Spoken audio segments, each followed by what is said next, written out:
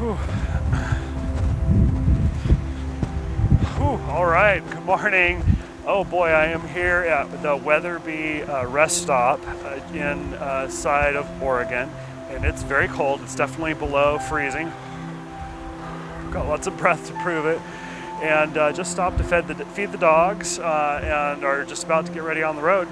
But I want to tell a story while I'm on the road today, and it's a story that I've told recently at the village about a backpacking trip I went on with the kids. But you know, I've been thinking about it, and it's a really actually important story, and I like it, and has some meaning to it. So this is the backpacking trip story, and it starts with a backpacking trip. I took a group of kids, about 15 kids, backpacking. We did a few trips, but this trip in particular, the first one we went on, was really challenging, really interesting. And you know, probably the craziest part of this is right at the beginning, where we first arrive. You know, we get 15 kids loaded into a van and a truck and all their gear, and we go about 3 hours outside of Boise to this trailhead up by McCall.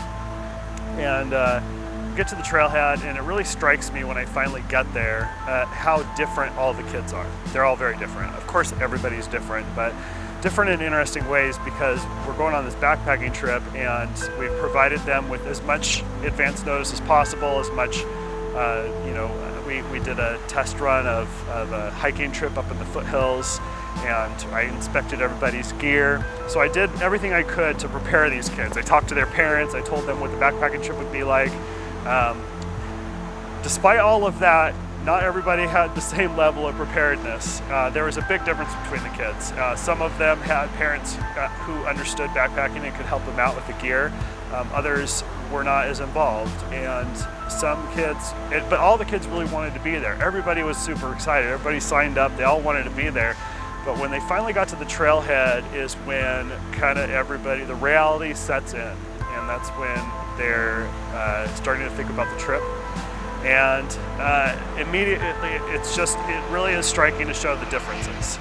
So, you know, some kids didn't have all the gear that they needed. I went and got donations and got some of the gear we needed. But it really just, one of the reasons that I enjoyed working at the Boys and Girls Club so much is that we're working with all kinds of kids, and some kids don't have the same resources as others, and it's important that we are aware of that, and we're acknowledging the differences between us, because there are privileges in terms of where we've grown up and the kinds of resources we have, and it's fair to try to balance that out.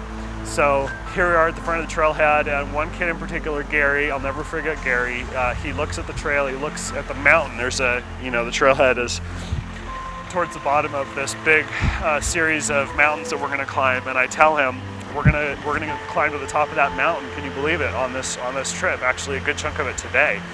And he's like, I don't know if I can do it. I'm like, Gary, we're here at the trailhead. You're definitely going to do it. I mean, we've been preparing for this. You're fine. You got this. So the differences were stark, and so that's where the story starts, at the front of the trailhead, and wondering how this is going to go for 15 kids. All right. Well, I'm about ready to hit on the road again. My nose is red. I'm shivering. I'm ready to get back in the warm car. So let's get back on the road.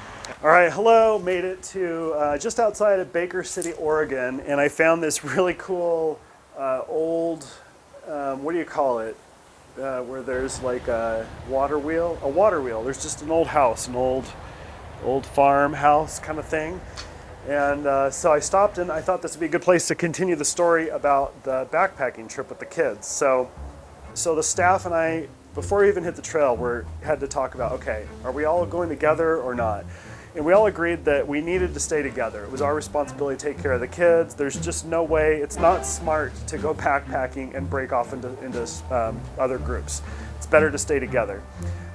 But we did decide to break into two groups, so that some of the kids who were excited to get going could go ahead, and those that wanted to go at a slower pace could stay together.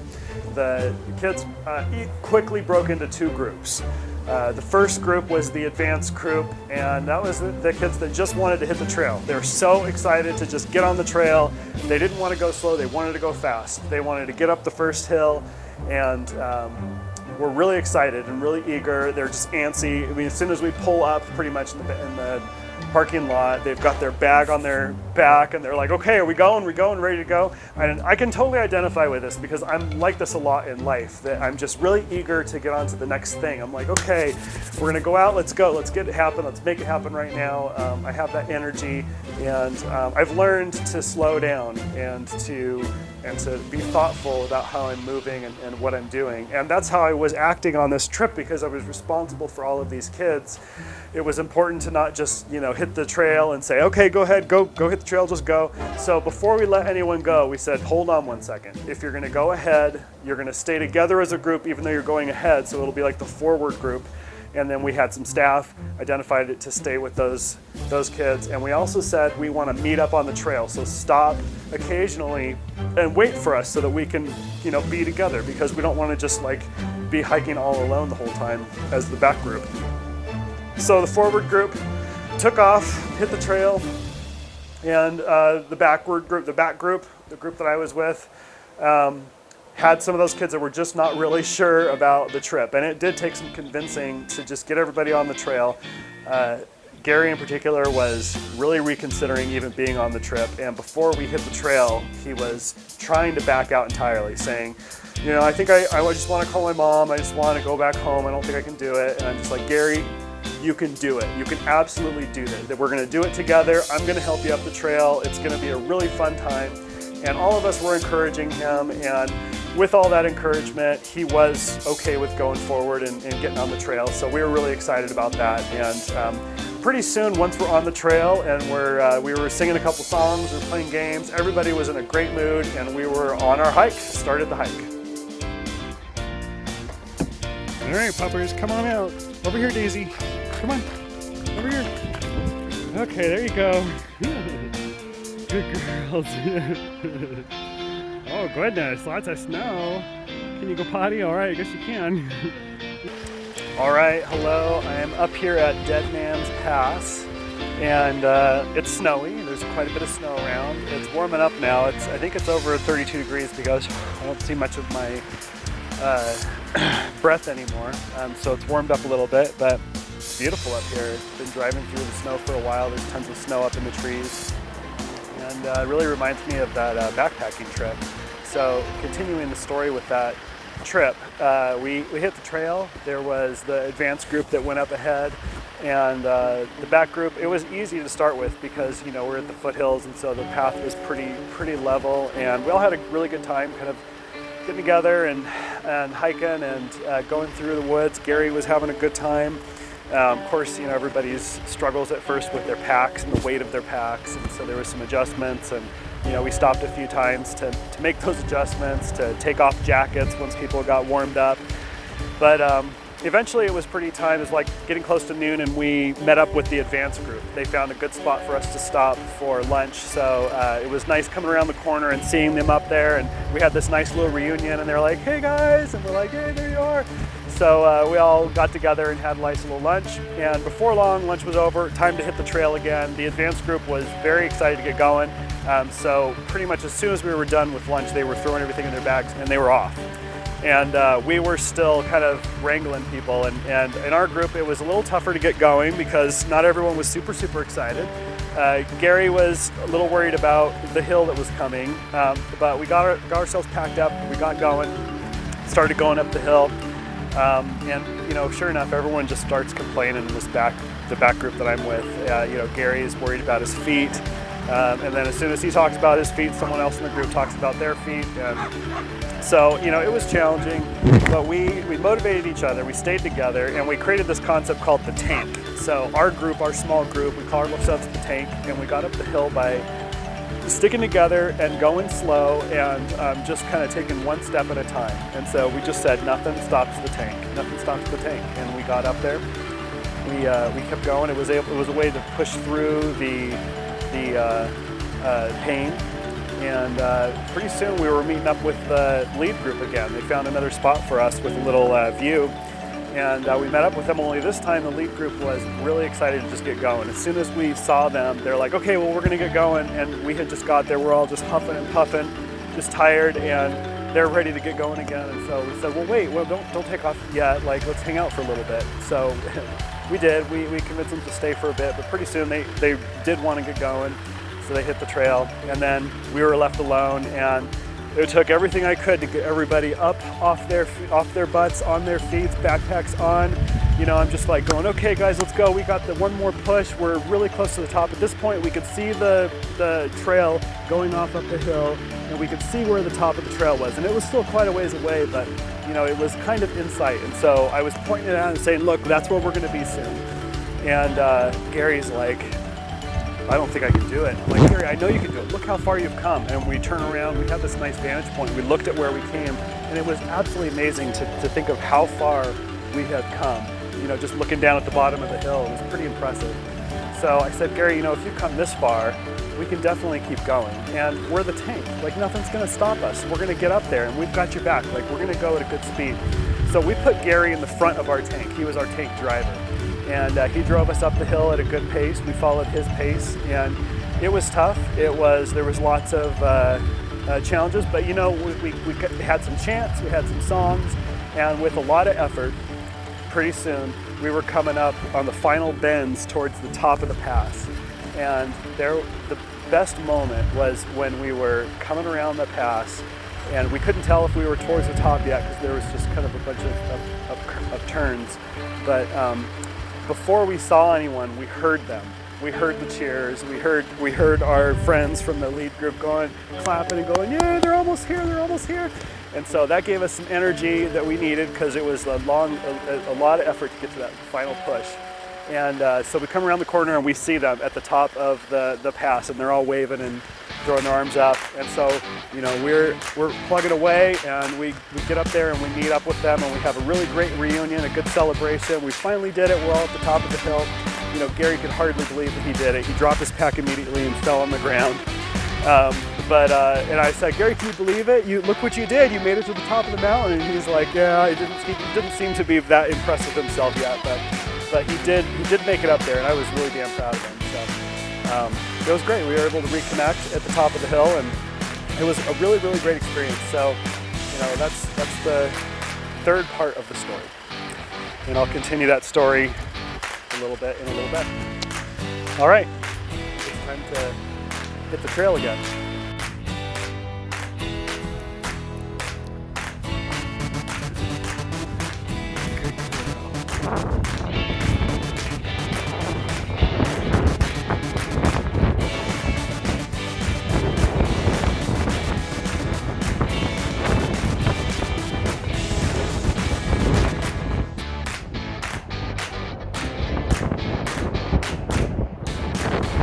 Hello everybody, I am here. I'm just 2 hours outside of Seattle now. I'm just on the other side of Snoqualmie Pass. I'm about ready to go through the mountains there. Absolutely beautiful view here. It's warmed up a little bit more, but it's still pretty chilly. And it's been windy, but on this side of the hill that I'm at now, it's not too windy. So I wanted to finish up the story that I've been telling about the backpacking trip. So, you know, we started on the way there. We started with the kids having such different experiences in terms of being ready.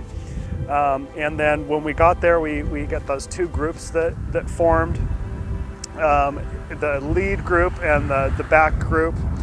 And then we had this day experience where, you know, it was kind of a challenge for the back group to get up there. Every time we stopped, it was hard to get going again. But the lead group was there to kind of encourage us.